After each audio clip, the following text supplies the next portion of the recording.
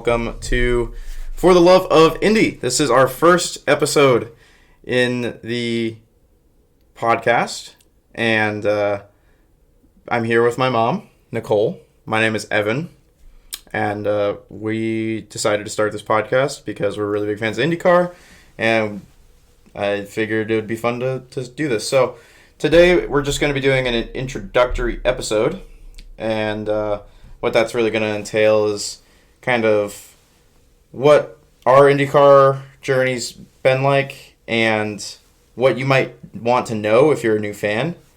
Also, just kind of some takes, maybe some opinions, just so people kind of know how we are as fans, and we'll see how it goes. So, yeah, do you have anything you want to start off with? Or sounds good. Welcome, and we're glad you're here. Thanks for joining us today.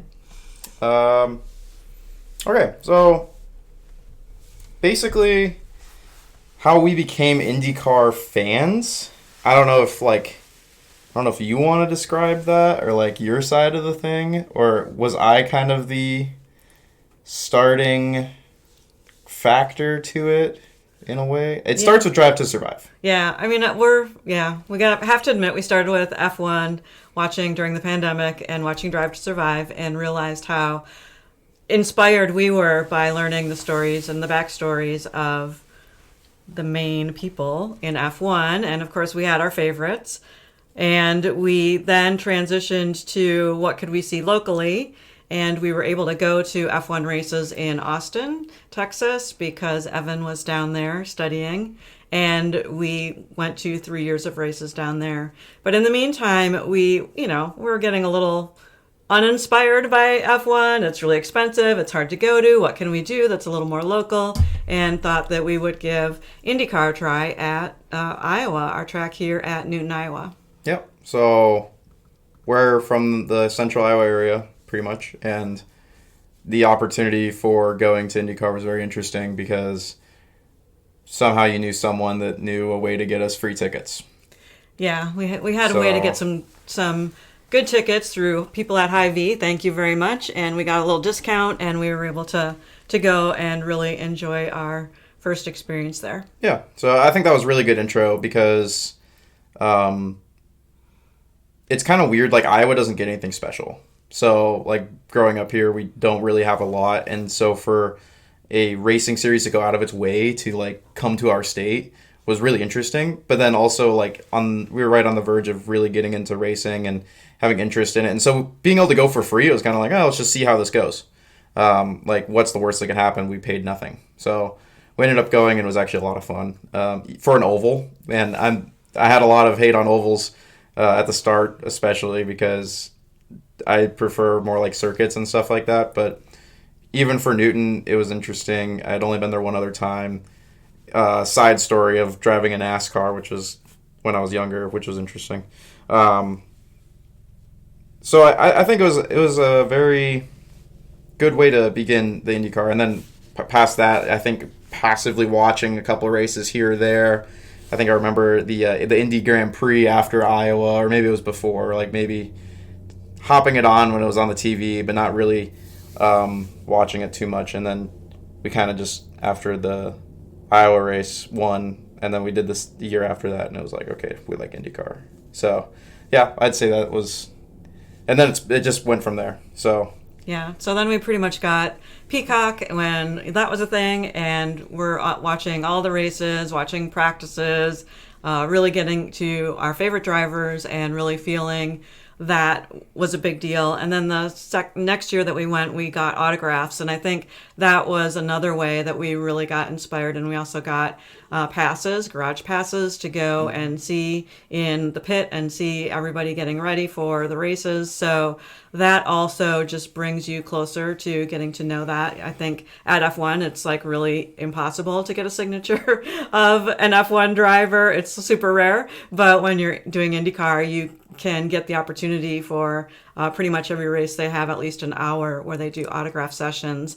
And that was a big inspiration as well. This hat's autographed this last year by nearly all of the racers from last year. So it's fun to get the opportunity to meet every driver, have a little chat with them, exchange information, learn some new things, and just see them joking with each other. It just adds that personal element. So highly recommend if you go to a race that you go to the autograph session. Even if it's a long line, it's worth it to do that. Right. And hopefully we can convince people that listen to this enough to like try out going to a race, because they're very accessible.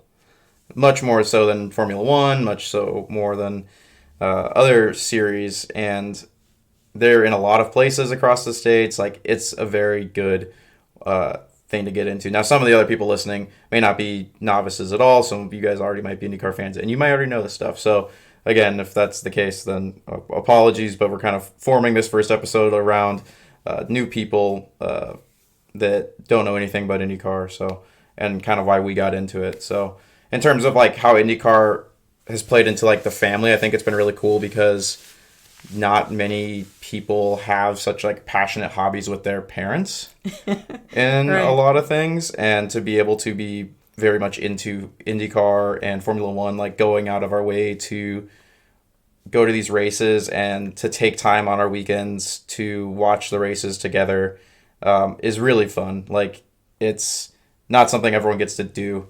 So that's at least another interesting take that hopefully we can kind of bring. But yeah, I enjoy that. I think it's fun too from the aspect of we're learning it together. So it's not like Evan has all this prior knowledge of race cars. You know, we're both learning at the same time. And by no way are we experts. We're not engineers. We have learned a lot of information as it gets more intricate, like figuring out, pit stops and the timing of pit stops and how long they take. Like, that's a big deal, and when we don't see the times for that, that frustrates us. So we're just finding out that we have a lot of similarities in how we think about the sport and how we're enjoying it together as a family, and being able to travel together and spend time and do something that we're both learning at the same pace is really fun as well. Right. I think that is a good point to point out. Okay, so a little bit less about kind of like that sort of side of the backstory.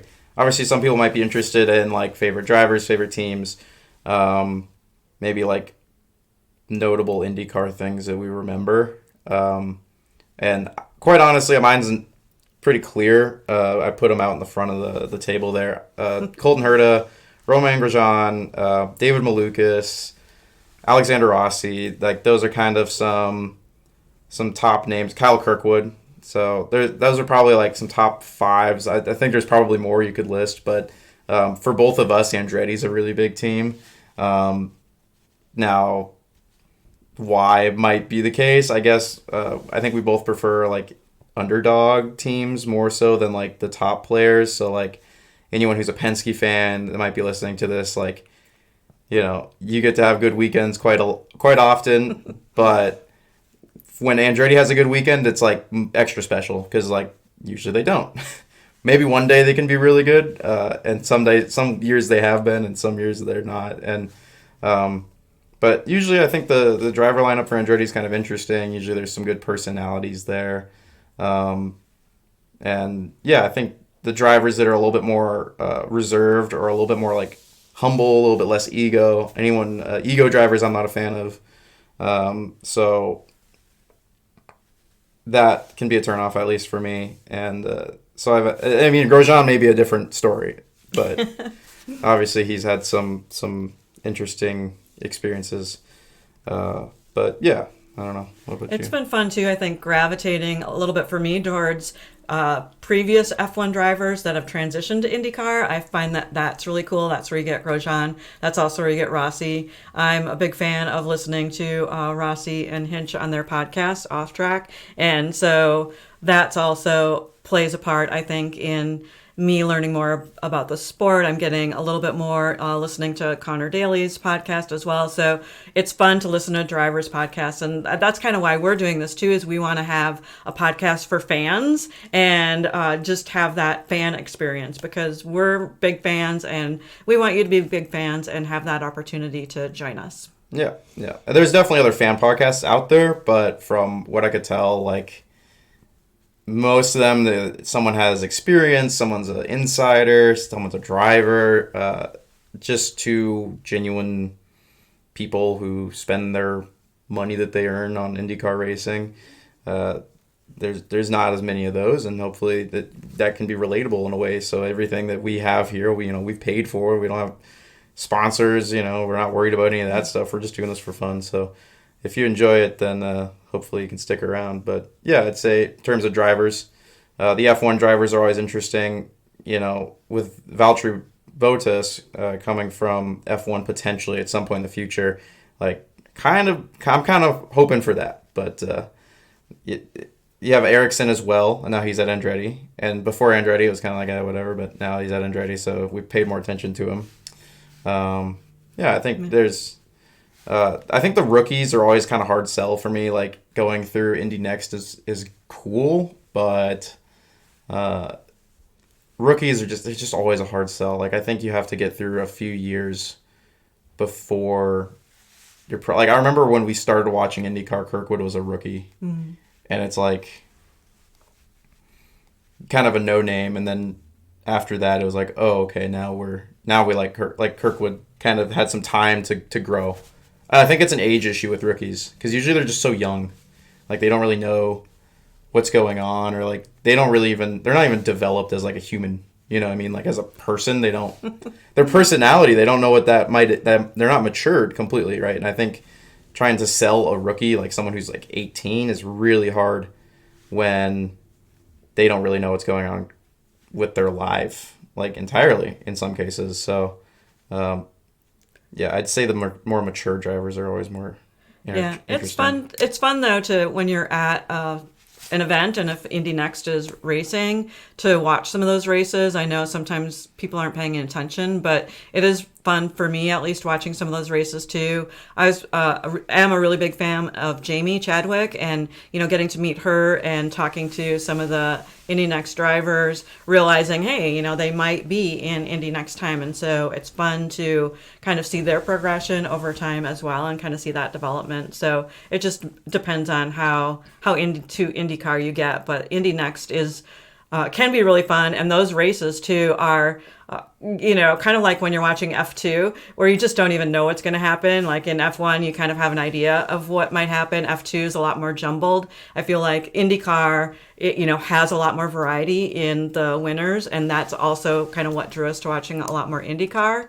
Is you just don't know on any given weekend, the driver, the car, the track, the weather conditions. There's so many things that come into play that really can have a big impact. And yeah, you might have a few drivers that tend to be at the top, but it's really fun to see all the variety. Even like you look at St. Pete, the last 6 drivers of St. Pete, it was like a different winner every year for the last 6 years. So in F1, you don't necessarily have that as well. So I know we're doing a lot of comparison with F1, but yeah, that's kind of where we come from in our fandom and love of IndyCars, because we see that variety and it makes it exciting. It's fun to watch. It's just gives more entertainment value to every race you watch. Yeah, I think like with IndyCar, if you took the pole position conversion rate between F1 and IndyCar, like IndyCar's is way lower. Yeah. It has to be. Like F1's For pole sure. position conversion rate is probably like, I would feel like 60% if you took like a rough average. And IndyCar has to be like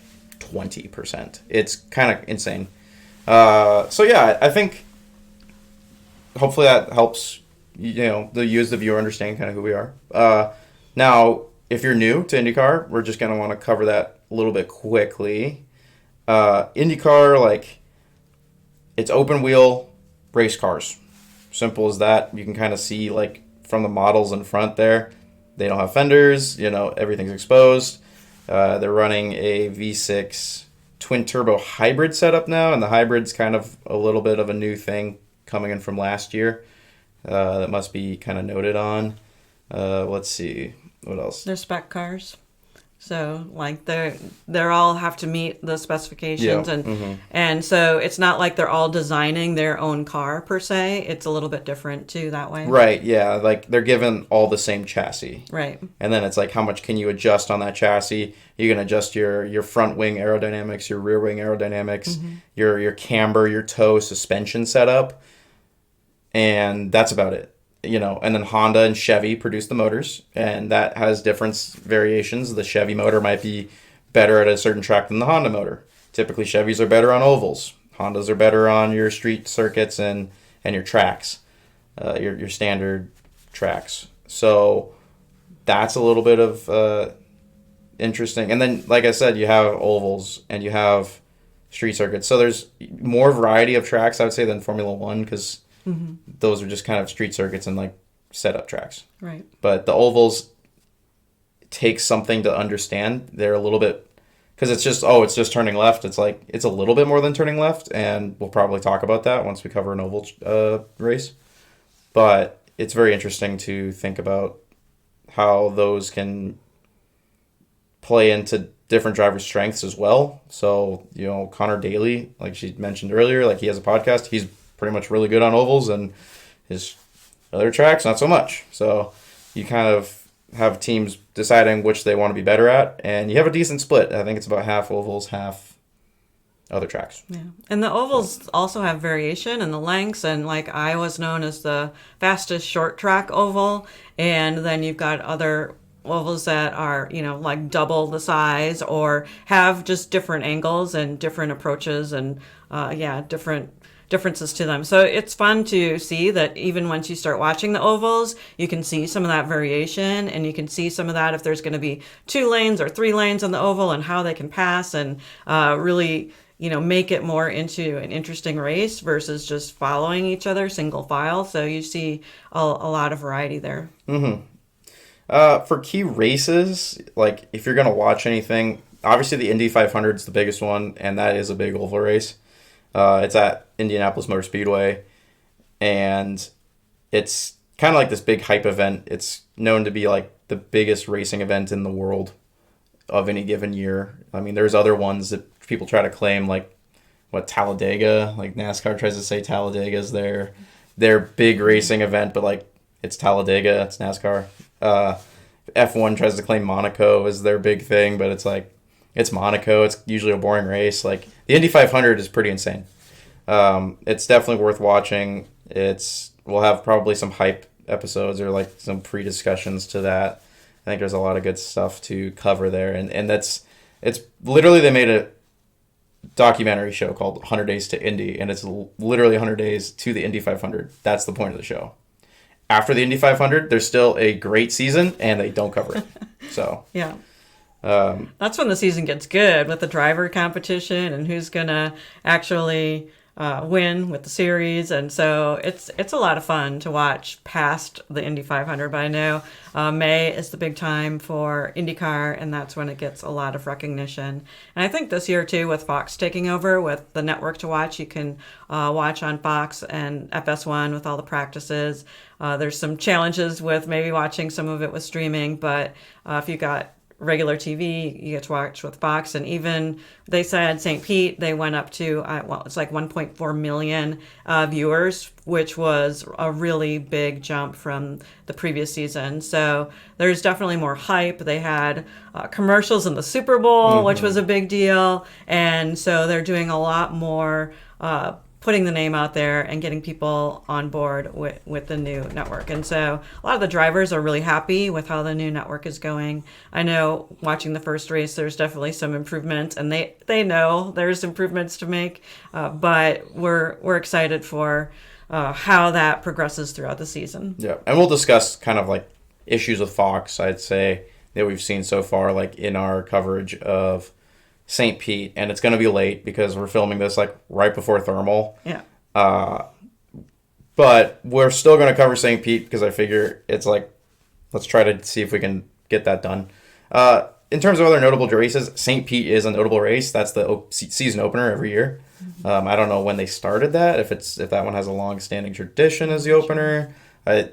Either way, though, since we started watching, St. Pete's been the opening race. It's in Florida. It's nice. It's on an airstrip, which is really cool. You also have the Grand Prix of Long Beach, and that's in California. That's also like an interesting street circuit, usually very interesting. I would say Toronto's kind of cool because they go to Canada. This is the only race that's out of the States, and I think Toronto's also a very interesting street circuit to watch.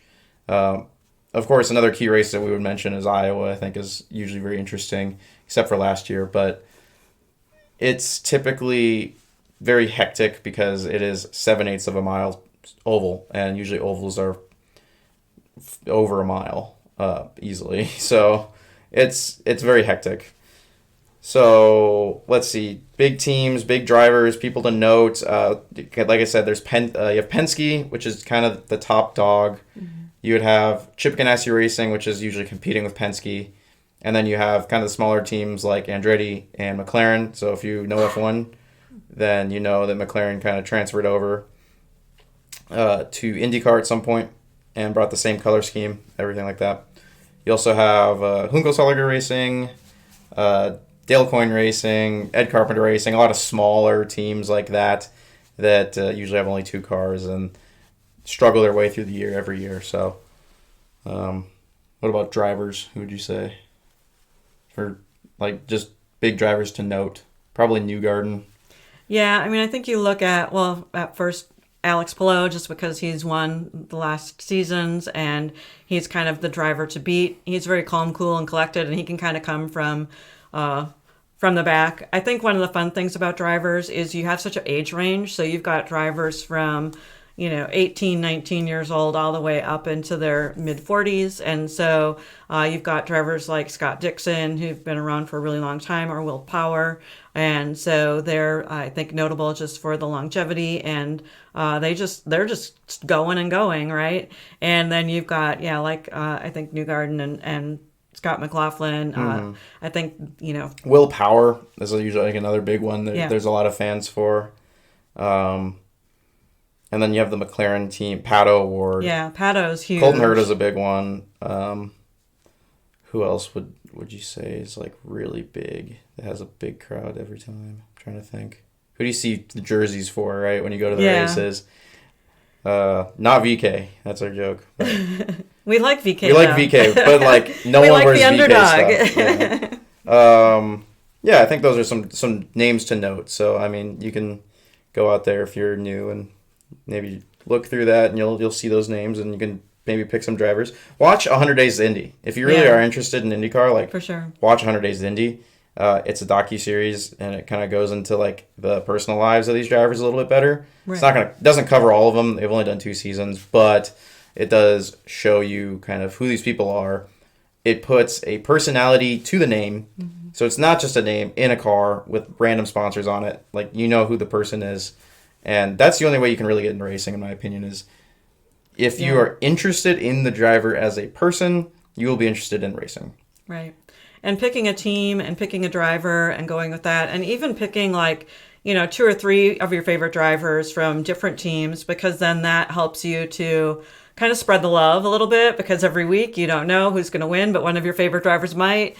So that's really fun. And even hopping on to the F1 Fantasy Challenge. I know there's a couple different ways you can play with IndyCar challenge and F1 challenges. And so the IndyCar has a challenge where you can do the fantasy, and you get an amount of money, and you can pick your team, and then you can watch your team. So if that's a way that gets you inspired, or you kind of gamify it a little bit, that can work for you too. So I think, we just started off, we really liked Colton Herta right from the get-go, and Grosjean because he was from F1, Rossi right away, and we've kind of stuck with those as some of our favorite drivers, but we've also expanded and added some new drivers that we really like you said, Malukas and Kirkwood, and Lundgaard, I think, is another young up-and-coming driver that you'll see with McLaren. Yep.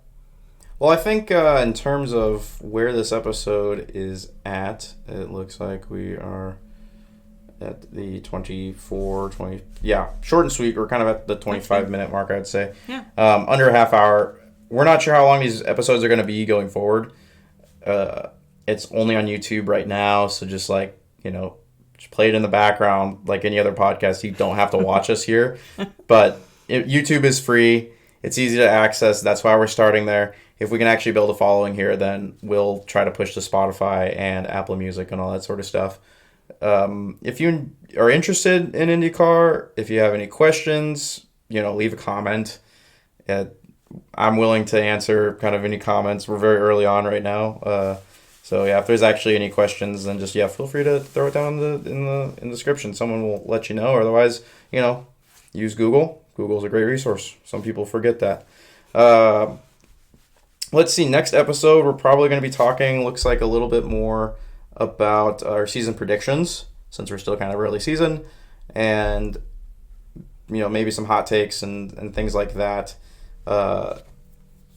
about where IndyCar is going to be going. So, but yeah, make sure to share this with anyone that you want to get started with IndyCar, or share this with any of your friends. Share this with family, right? Share it to mom and dad, right? Yeah. It's Get the family involved. Bring the family out to a race. I got her into all this, from let's just watch this on Netflix, and now here we are. So you never know the kind of interests that could come out of just sharing a simple piece of media. I feel like that's it can happen. So. Yeah. It's a lot of fun to learn a new sport, and I definitely encourage you to follow along and give us some feedback. We're brand new at this, so we're learning as you're all learning too. And we've been in the IndyCar realm for a few years now, but we're still learning new things every time we watch a race. So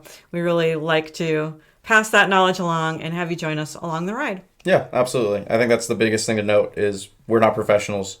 And everything we say is purely from just a biased fan perspective. So, if you don't want that, we're not the right podcast to be listening to. But hopefully this was a good way to spend your time. I mean, throw this on in the car, throw this on at work. That's where I listen to most of my podcasts is at work. So, throw it on in the background real quick. You could have sat here and watched our faces the entire time. Not sure why you would have done that, but you certainly could have. And hopefully we'll see you in the next episode, and thank you for listening. Yeah. For the love of Indy. For the Let's love go. of Indy.